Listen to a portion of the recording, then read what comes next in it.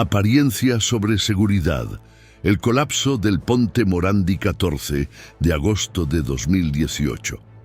El camionero Luigi Fiorillo regresa a casa después de un turno de trabajo, ansioso por ver a su esposa y 4 hijos. Una fuerte tormenta golpea el parabrisas de su camión cuando entra en el Ponte Morandi de Génova. Al acercarse al vano central, ve algo imposible.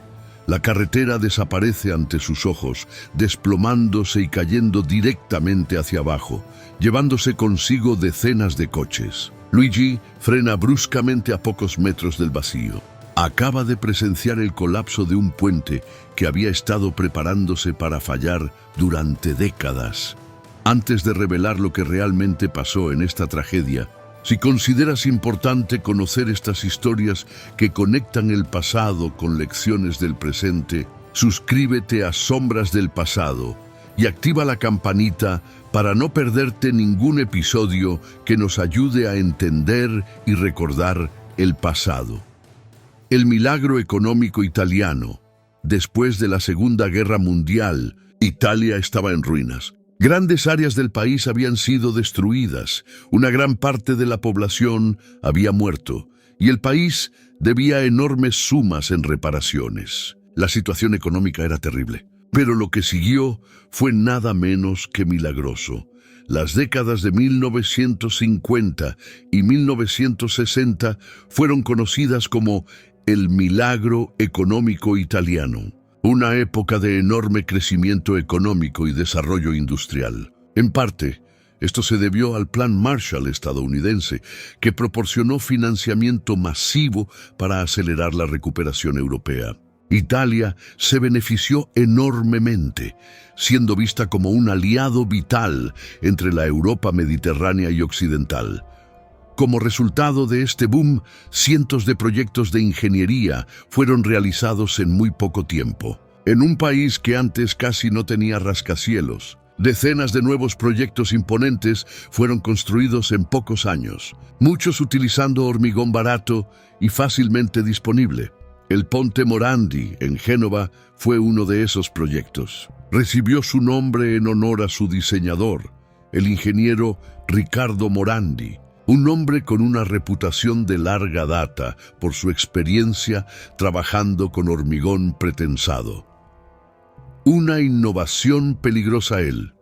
Hormigón pretensado es similar al hormigón armado, pero contiene elementos metálicos de refuerzo que son estirados antes de que el hormigón sea vertido alrededor de ellos. Cuando se secan, esto crea una tensión dentro del hormigón que lo hace mucho más resistente. Riccardo Morandi ya había construido varias puentes alrededor del mundo en hormigón pretensado. El Ponte Morandi seguiría un diseño similar a algunos de sus otros proyectos. Tenía 1.182 metros de longitud y sostenía 4 carriles de tráfico a una altura de 45 metros.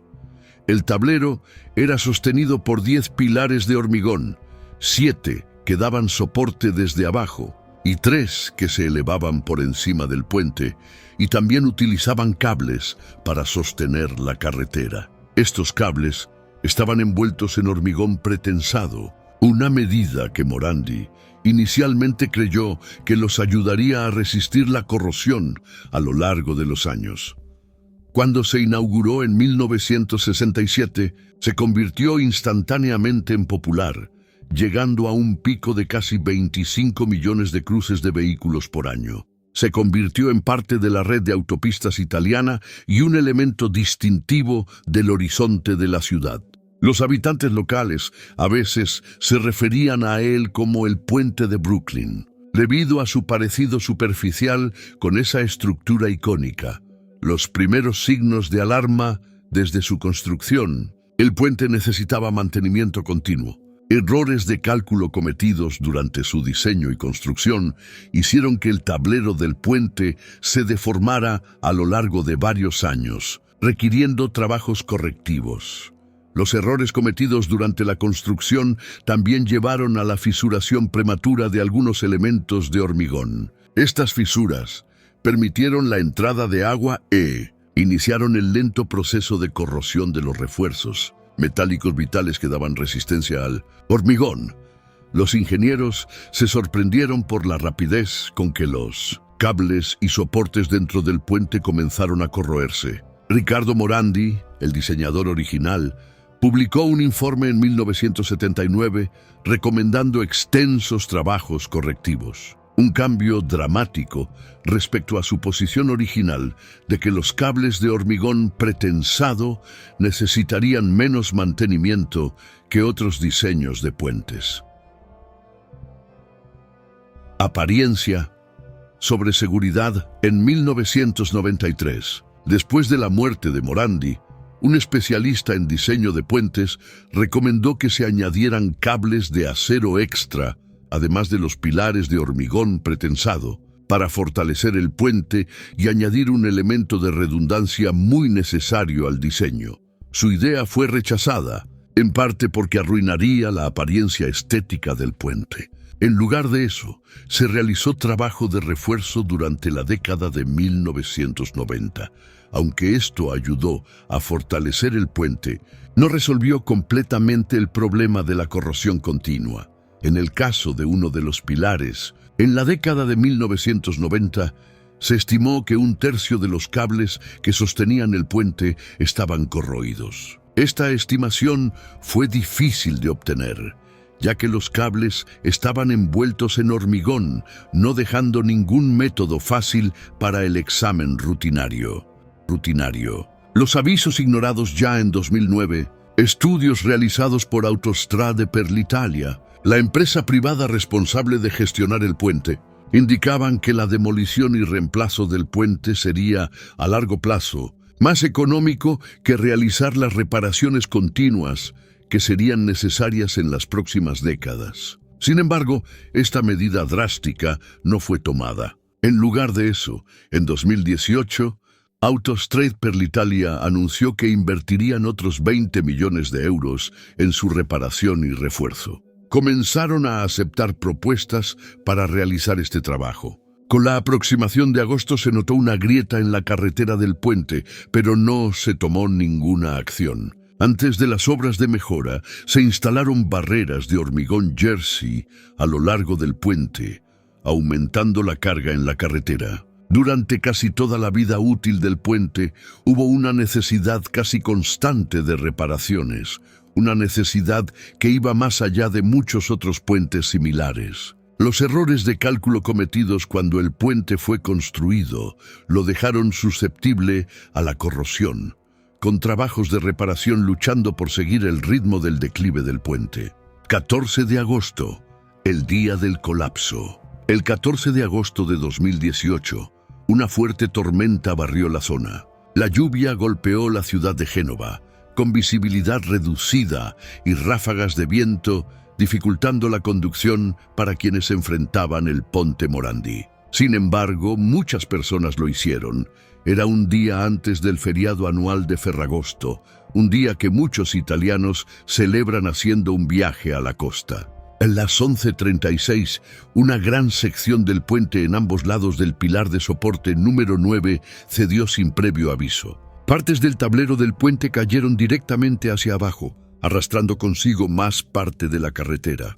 El poste de soporte y los cables de hormigón también se desplomaron, cayendo sobre los escombros de abajo. Dentro de esos escombros había decenas de coches, camiones y motocicletas, y el mismo número de personas.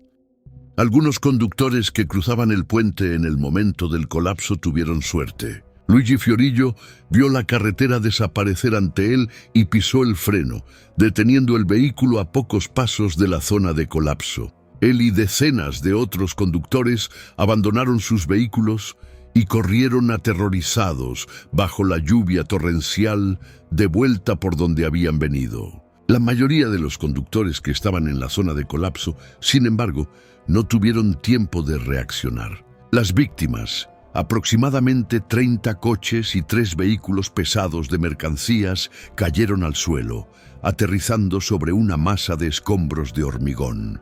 El tramo colapsado cayó en el lecho casi seco del río Polsevera, así como en vías férreas, almacenes desocupados y una instalación de reciclaje. 3 trabajadores esperaban en una furgoneta en la instalación de reciclaje y murieron instantáneamente cuando cayó el hormigón. Para muchos de los involucrados en el accidente, la muerte fue instantánea. Un pequeño número sobrevivió. Un hombre sufrió la caída desde el tablero del puente hasta el suelo dentro de su coche, emergiendo de los restos con nada más que cortes y moretones. Al menos 4 sobrevivientes fueron sacados de los escombros con la ayuda de perros rastreadores y equipos de búsqueda y rescate. Para la mayoría, sin embargo, no fue posible sobrevivir a la caída. En total, 43 personas murieron en el desastre. Las víctimas vinieron de diversos orígenes: parejas, familias, trabajadores y turistas. Muchos estaban embarcando o regresando de vacaciones cuando el colapso acabó con sus vidas. La justicia demorada. Después del colapso, se inició una investigación para determinar la causa exacta. El fallo del puente fue un shock terrible para la mayoría de los italianos, pero también hubo un pequeño número de personas que, conociendo la historia del Ponte Morandi, no se sorprendieron. En última instancia, las reparaciones no se hicieron con la rapidez suficiente y las intervenciones verdaderamente significativas fueron rechazadas por miedo a arruinar un símbolo muy querido de la ciudad. Después de décadas de corrosión lenta y progresiva, el puente cedió el 14 de agosto de 2018. 59 personas, incluyendo el director ejecutivo de la empresa que administraba el puente, acabaron enfrentando cargos criminales. Los procesos judiciales, a partir de 2024, están en curso. Los restos del Ponte Morandi fueron finalmente demolidos en una explosión controlada. Y un nuevo puente, el Puente San Giorgio de Génova, fue puesto en funcionamiento, inaugurado en 2020. Un nuevo puente era una solución que había sido pedida durante décadas antes del colapso del Ponte Morandi, pero que por una razón u otra, costo, estética, evitar perturbaciones, había sido pospuesta repetidas veces. 43 personas pagaron el precio más alto posible por el retraso en este reemplazo necesario. Sus muertes nos recuerdan que cuando se trata de seguridad pública, la apariencia nunca debe prevalecer sobre la protección de vidas humanas. Las sombras del pasado nos enseñan que algunos compromisos simplemente no se pueden hacer.